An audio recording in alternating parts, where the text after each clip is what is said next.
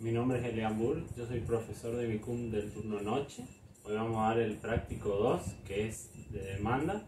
Primeramente lo que vamos a hacer es dar un breve concepto de lo que es demanda, los determinantes de la demanda y después vamos a hacer los ejercicios prácticos. Bueno, vamos a arrancar con el concepto de la demanda. La demanda es la cantidad de un bien que los compradores quieren y pueden comprar. No solamente alcanza con la intención, con el deseo de comprar, sino que los compradores deben tener los recursos necesarios para poder adquirir esos bienes y servicios. Quiere decir que necesitamos tener los recursos y tener el deseo. Podemos decir entonces que la cantidad de un bien, X, es la que el consumidor está dispuesto a adquirir a un precio y en un lugar determinado. ¿Qué quiere decir? Que la demanda me describe la cantidad de un bien o servicio que tanto una economía doméstica como una empresa va a decidir comprar en un determinado momento. Quiere decir que el mercado va a absorber cierta cantidad de un bien a determinado precio. Por lo tanto, podemos observar que existe una relación siempre entre el precio de mercado y la cantidad demandada de ese bien en el mismo mercado. Por lógica, tendemos a pensar que mientras mayor es el precio de un bien, menor va a ser la cantidad que se demande de ese bien. Esto quiere decir, mientras más alto es el precio, más le cuesta a las personas adquirir cantidades de ese bien. Entonces, lo lógico es pensar que mientras mayor es el precio, menor va a ser la cantidad demandada. Esto que acabo de mencionar recién se lo denomina ley de demanda. Y lo que me representa es que existe una relación inversa entre el precio de un bien y la cantidad demandada. Esa relación inversa se va a reflejar a través de una curva, lo que llamamos curva de demanda. Si bien nos estamos centrando siempre en la variable, en el factor del precio, o sea, siempre estamos viendo precio y cantidad, o sea, cómo hace variar el precio la cantidad demandada, tenemos que decir que no es el único factor que hace variar la demanda.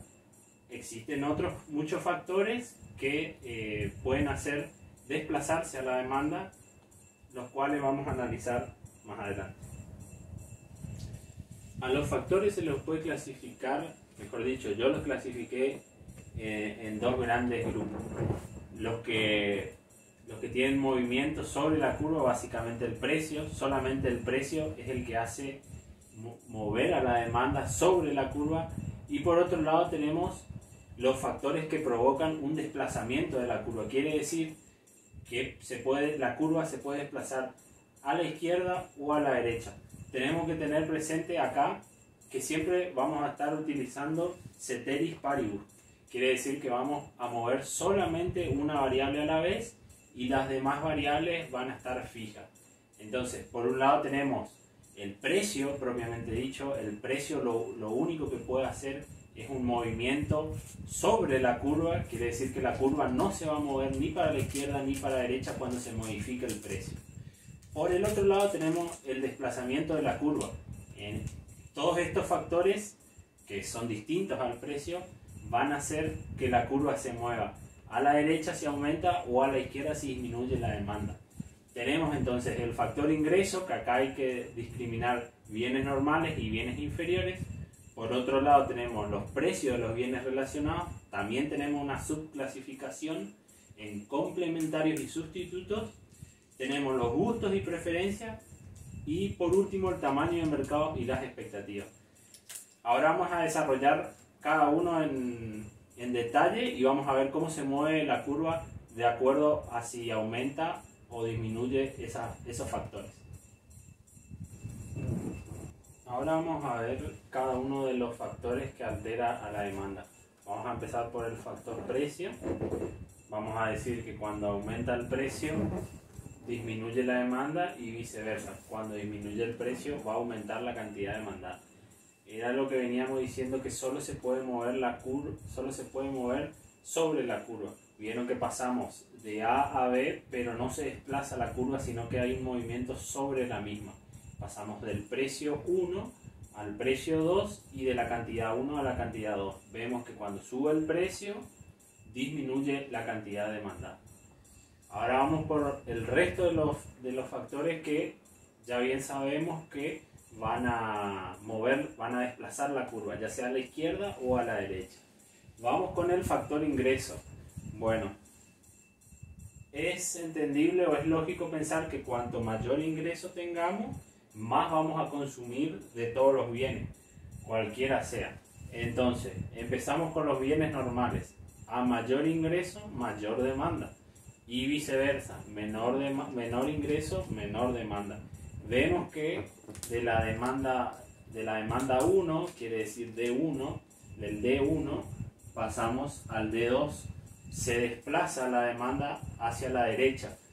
Fíjense que estamos aplicando ceteris paribus porque mantenemos el mismo precio. Lo único que va a cambiar acá es el ingreso, por eso a igual precio los consumidores van a poder consumir una mayor cantidad. Vemos que pasa de K1 a K2. Estos serían en los bienes normales, que sería la gran mayoría de los bienes. Pero hay una excepción a esta regla y son los bienes inferiores. Los bienes inferiores, por dar un ejemplo, podrían ser segundas marcas. Quiere decir que cuando yo aumento mi ingreso, dejo de consumir esos bienes que son de segundas marcas y me paso, por ejemplo, a primeras marcas. Entonces quiere decir que a mayor ingreso voy a demandar menos bienes inferiores porque voy a poder adquirir un bien de mejor calidad que estos. Entonces esto sería opuesto a los bienes normales. Mayor ingreso me va a generar una menor demanda y menor demanda me va a generar menor ingreso, me va a generar una mayor demanda. O sea, es esto y esto vendrían a ser opuestos. Gustos y preferencias. Normalmente consumimos lo que nos gusta, o sea, demandamos lo que nos gusta, lo que tenemos el deseo de consumir, pero lo que pasa es que con el correr del tiempo los gustos se van modificando, ya sea porque hay más información o porque se conocen nuevas cualidades de un producto, o lo que se utiliza mucho, el ejemplo común es una campaña publicitaria. Si hay una campaña publicitaria exitosa, se van a cambiar los gustos y preferencias. Entonces, lógicamente, si es exitosa, va a aumentar la demanda de ese producto. Entonces ahí vemos que a igual precio, después de la campaña publicitaria, la demanda se va a correr hacia la derecha y vamos a tener una mayor demanda de Q1 a Q2. Esto puede pasar a la inversa también. Si hay una campaña publicitaria que no fue buena, o si fue una campaña, por ejemplo, se hacen campañas publicitarias para desincentivar el uso de las drogas. Bueno, en ese caso la demanda podría correrse a la izquierda, o sea, se contrae la demanda. O si se descubre alguna información de algún producto contaminado o algo que haga que caiga la demanda, puede ser a la inversa, digamos. Después tenemos el tamaño de mercado. Esto es lógico, a mayor población, mayor va a ser la demanda, quiere decir que se desplaza hacia la derecha. Y por último, después tenemos las expectativas. Si sabemos que el combustible va a subir a la semana que viene, es lógico pensar que esta semana va a aumentar la demanda. Quiere decir que ante una expectativa de suba, lo lógico es que aumente la demanda, o viceversa. Por último, vamos a ver el precio de los bienes relacionados. Acá tenemos dos clasificaciones, los bienes complementarios y los bienes sustitutos. Si bien estos no van a ser los bienes propiamente de dicho análisis, o sea, propiamente el análisis que vamos a realizar, de alguna u otra manera van a influir en los bienes que estamos analizando. Vamos por los bienes complementarios, van a ser los bienes que se consumen juntos, o sea, van de la mano, uno se consume con el otro, por ejemplo, las frutillas y las cremas. En este ejemplo vamos a dar otro ejemplo que son los cartuchos y las impresoras. Entonces, si decimos que el precio de los cartuchos sube, va a disminuir la demanda si analizamos el gráfico de los cartuchos. esa va a ser la demanda de los cartuchos. Ahora pasemos a la demanda de las impresoras. Acuérdense, nosotros estamos analizando impresoras, pero subió el precio de los cartuchos. Por ende, va a disminuir la cantidad de demanda de impresoras porque se consumen juntas. Entonces, al subir el precio del cartucho, la gente va a querer consumir menos impresoras. Entonces, quiere decir que en los bienes complementarios, al aumentar el precio del bien complementario, va a disminuir el precio del bien analizado. Otro ejemplo sería, por ejemplo, cuando sube el precio del combustible, disminuye la demanda de autos. Opuesto a esto tenemos los bienes sustitutos, que estos bienes satisfacen la misma necesidad. Quiere decir que un bien va a reemplazar al otro. En otro ejemplo tenemos hierba y té. Vamos a analizar la demanda de hierba.